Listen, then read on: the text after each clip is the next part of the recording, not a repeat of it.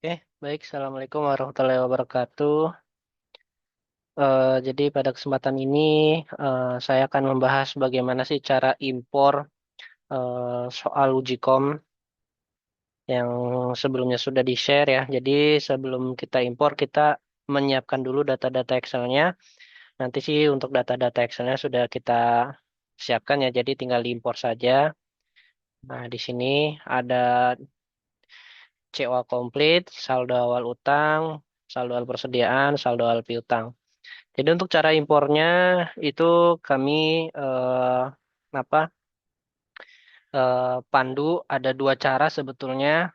Cara yang pertama itu benar-benar impor mandiri dari file mentahnya. Kalau cara yang kedua itu sebelumnya sudah kita buatkan file data master di Zahirnya. Jadi nanti user itu tinggal impor dari file data Zahir sebelumnya saja. Jadi ada dua cara. Nah, kita coba praktekkan cara yang pertama dulu. Kalau yang cara pertama ini benar-benar dari basic, ya, jadi nanti tinggal dipilih saja mau pakai cara yang pertama atau cara yang kedua. Kalau saya sih saran nanti lebih gampangnya untuk siswa-siswi uji kom itu pakai cara yang kedua, gitu. Oke, ini saya klik buat data baru ya. Di sini kita isi dulu UD Buana, nanti alamat segala macam bisa bisa menyusul ya. UD Buana, ini saya kasih keterangan impor cara pertama. Lanjut. Nah, nanti setting periode di sini Desember ya. Karena periode awalnya di Desember, terus tahunnya 2018 diganti aja. Kemudian buat chart of account-nya ini jangan di checklist karena nanti akunnya kita sudah buat sendiri ya dari Excel tadi. Terus lanjut. Ini formasinya biar kode akunnya sama diganti aja 414. Jadi nanti akunnya satu strip 1100 misalnya seperti itu. Lanjut, ini proses.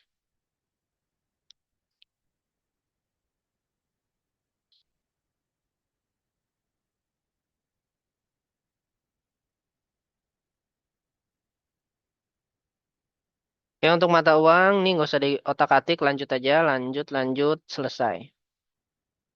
Oke, jadi karena akun-akun pentingnya belum diisi, maka muncul peringatan ini nih di oke saja. Nanti kita isi akun pentingnya. Nah ini cancel.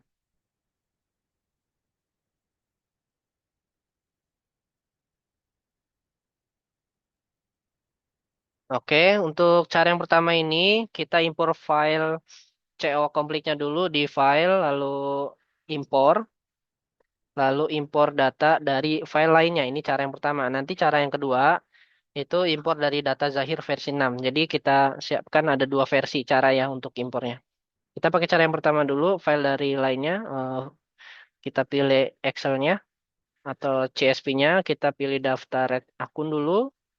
Lanjut, terus nanti nama filenya itu arahkan ke file Excel-nya tadi.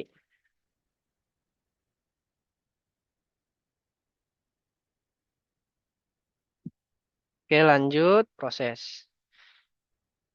Klik iya saja. Oke, akun telah berhasil. Kita cek dulu di data rekening. Nanti daftar akunnya sudah berhasil diimpor semua seperti ini. Lalu sebelum kita impor saldo si utang piutang persediaannya, kita tentunya siapkan dulu apa namanya akun-akun pentingnya. Jadi akun penting itu ada beberapa di mata uang. Pertama ini kita setting dulu akun pentingnya, terus mata uang yang rupiah, yang USD-nya abaikan aja. Akun penting piutang usaha itu berarti akun receivable, terus utang usaha akun payable, terus cash in bank. Pembayaran tunainya samain aja cash in bank.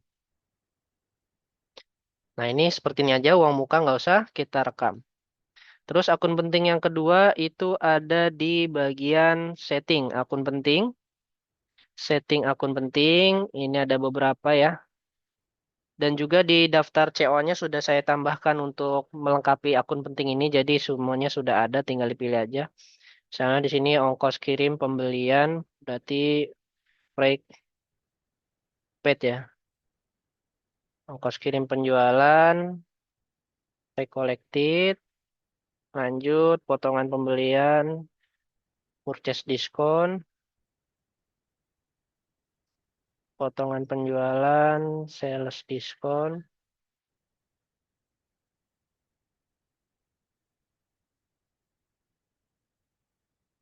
lanjut, denda keterlambatan beli, late fee charge. Ini samain aja, denda keterlambatan jual. Lanjut, laba tahun berjalan itu current year earning. Lanjut, laba ditahan itu return. Lanjut, pengimbang neraca itu historical. Lanjut, komisi penjualan itu pakai yang mana aja ya? Kita ini aja ke apa? Wages and seller saja.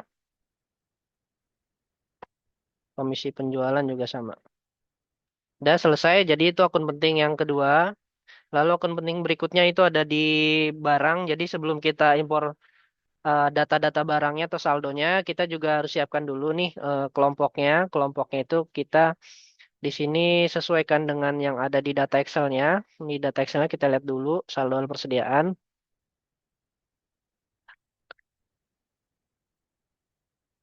Nah, di sini saldo persediaannya kita lihat eh, untuk klasifikasi atau kelompok barang ini barang dagang, besar kecil hurufnya harus sama. Jadi kita buat kelompoknya harus sesuai ya.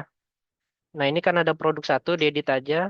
Jadi barang dagang seperti ini, depannya besar, D-nya besar, pastikan tidak ada spasi di depan dan belakangnya. Kemudian akun penting harga pokok kita sesuaikan juga. Di sini berarti COGS ya. Terus penjualannya sales. Terus returnya sales retur. Persediaannya berarti merchandise, inventory. Konsinyasi pengiriman beli dan jual nggak usah. Jadi gini aja rekam. Klik ya. Nah, untuk kelompok sudah berikutnya satuan. Satuannya kita di sini pakainya unit.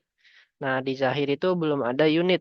Jadi kita buat unit atau enggak ini bisa edit yang piece-nya aja. Piece-nya diedit aja, kodenya ganti unit, besar kecil hurufnya harus sama dengan yang ada di Excel ya. Seperti ini, rekam. Selesai. Terus ada akun penting juga di bagian data harta tetap ya, tapi itu nanti saja. Ini sudah selesai untuk akun pentingnya, tinggal kita impor di file, di setting, impor transaksi, lalu saldo awal persediaan. Nah, kita mulai dari saldo awal persediaan dulu bisa, saldo awal piutang dulu, utang dulu bisa. Nah, pilih saldo awal persediaan, proses. Selesai, kita cek di data produknya.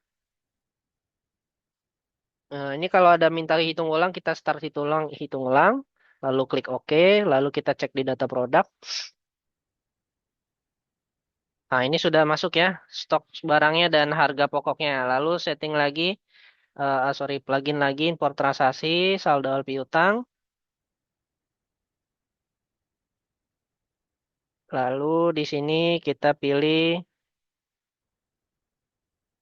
Zahir datanya ini, piutang. Oke, proses. Selesai, terus plugin lagi, import transaksi, utang.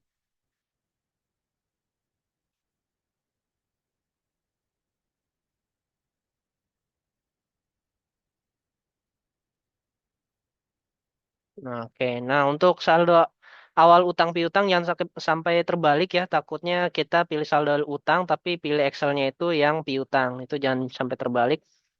Oke, selesai. Nah, berarti untuk saldo-saldo awalnya sudah selesai. Untuk piutangnya sudah masuk. Terus saldo awal utangnya juga sudah masuk. Dan persediaannya juga sudah. Nah, yang menjadi kendala atau agak ribetnya itu yang tadi setting akun penting di beberapa menu ya di mata uang, terus di setting akun penting, kemudian di data produk ya di kelompoknya dulu tadi. Lalu untuk saldo awal akun itu kita nggak bisa impor, jadi harus diketik manual di jurnal umum. Dibuat jurnalnya, di sini kita buat baru. Tapi sebelum mengimpor jurnal umum kita setting dulu, setup program, setting setup program. Kita ke transaksi pada umumnya, lalu aktifkan akun penting boleh digunakan. Jadi akun piutang, utang itu sebetulnya nggak boleh diinput di jurnal umum, tapi karena kita mau memasukkan saldo awalnya, kita harus memasukkan, kita harus setting akun penting ini kita aktifkan atau kita checklist biar nanti akun piutang utang, terus persediaan, sales gitu ya, itu bisa diinput di jurnal umum. Kita rekam, baru kita buat jurnalnya debit kredit seperti itu, satu persatu. Nah, ini kita tinggal masukkan nih cash in bank, petty cash, dan seterusnya. Ini kita buatnya di tanggal 1 Desember. Keterangannya misalnya saldo awal 1 Desember. Nah, gini. Terus kita pilih cash in bank. Ini 42.770. Terus petty cash 9.800. Nah, ini cara yang pertama seperti ini. Jadi, untuk saldo lakunya saja yang tidak bisa diimpor manual ya. Jadi kita harus manual di jurnal umum. Oke, seperti itu. Nanti tinggal input sampai dengan akun income, sorry, bank service charge. Itu ya, yang ada saldonya saja, yang nggak ada saldonya lewati. Misalnya di sini ada sales retur, sales diskon itu lewati aja. Jadi nggak usah dipilih akunnya. Kemudian PPN outcome, income itu nggak usah. Yang ada saldonya saja yang kita masukkan. Tapi di sini saya kasih tips, misalnya kita sudah memasukkan akun sampai dengan Bank Mandiri Loan atau akun klasifikasi modal ya. Nah, kepala tiga ini selesai misalnya, sebelum lanjut ke kepala empat, bagian jurnalnya ini kita rekam draft dulu. Kita rekam draft, terus kita batal. Nah, ini kan sudah terbentuk draftnya nih. Kita lanjut dulu lagi sampai dari kepala 4 sampai dengan yang terakhir. Nah, kenapa seperti itu? Karena takutnya udah input banyak-banyak, belum kita rekam draft, nanti Zahirnya ngeheng. Soalnya kebanyakan terjadi seperti itu, Zahirnya ngeheng. Itu tergantung pada spek komputernya juga sih. Gitu. Jadi mendingan daripada ngeheng di tengah jalan gitu ya, belum direkam draft, sampai akun kepala tiga kita rekam draft dulu, buat draftnya dulu, nanti bisa kita lanjutkan dari kepala 4 dan seterusnya. Tinggal melanjutkan aja. Gitu, dibuka lagi lalu tinggal dilanjutkan. Oke, seperti itu ya. Nah, itu cara yang pertama. Nah, untuk cara yang kedua ini seperti ini. Ini saya ulangi lagi. Jadi ketika mau impor, kita tinggal bikin data barunya. Ini saya kasih keterangan impor cara 2. Nah, lanjut ya. Di sini sama kayak tadi Desember 2018 ya. Terus Desember ini jangan di checklist tetap ya. Oke, kemudian lanjut. Ini juga sama settingannya 414. Jadi bedanya cuma diimpor aja. Lanjut proses.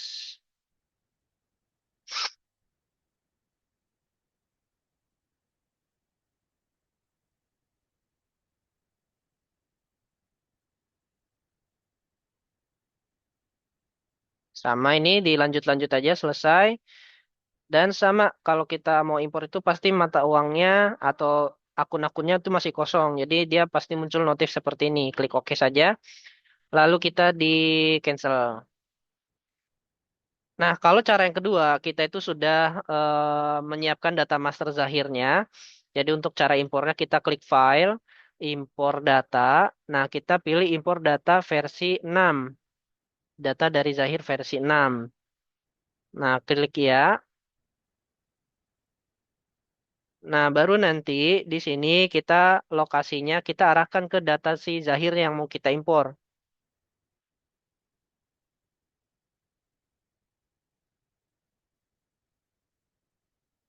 Nah, ini kita open. Yang mau kita impor itu apa saja, tinggal dipilih. Misalnya di sini ada kode akun, terus saldo akun juga, nama dan alamat, barang-barangnya, asetnya, terus settingan konfigurasi itu checklist saja, saldo inventory, piutang, utang. Nah, ini seperti ini. Baru kita proses, lalu kita klik ya.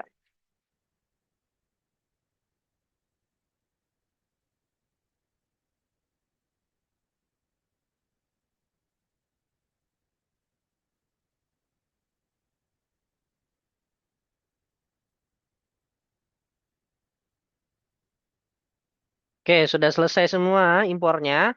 Itu data-datanya sudah masuk mulai dari nama-nama customer vendornya atau yang lainnya, kemudian data produknya. Kemudian kalau kita pakai cara yang kedua ini, kita nggak perlu setting-setting yang namanya akun penting karena sebelumnya sudah kita setting di data masternya. Jadi untuk akun pentingnya itu sudah terisi otomatis ketika kita impor dari data master si Zahirnya. Nah, ini sudah seperti ini settingannya, setting akun penting. Ini sudah terisi semua. Jadi kalau pakai cara yang kedua, anak-anak itu tinggal input transaksinya saja.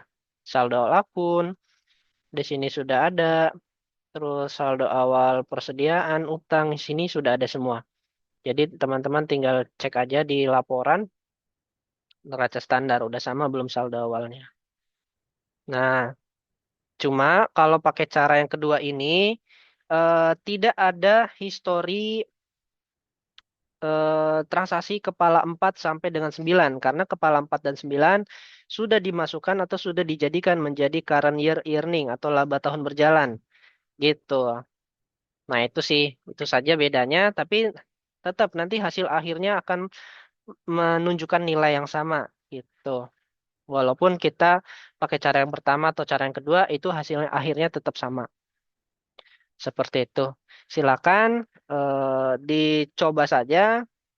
Untuk cara impornya, nanti kalau butuh file data impornya kita share. Karena eh, apa perlu disiapkan dulu data-data Excel-nya ya, yang menyesuaikan dengan si Excel-nya si Zahir. Kalau dengan Accurate kan beda apa formatnya seperti itu. Nanti silakan diinfo aja ke Pak Adi untuk file data masternya. Nanti saya kirim dua-duanya, mau yang dari Excel-nya atau cara yang kedua dari data Zahirnya. Kalau saya boleh saran sih pakai cara yang kedua saja karena lebih simpel. Jadi anak-anak tinggal impor, tinggal masuk ke transaksi seperti itu. Oke, sekian. Terima kasih. Assalamualaikum warahmatullahi wabarakatuh.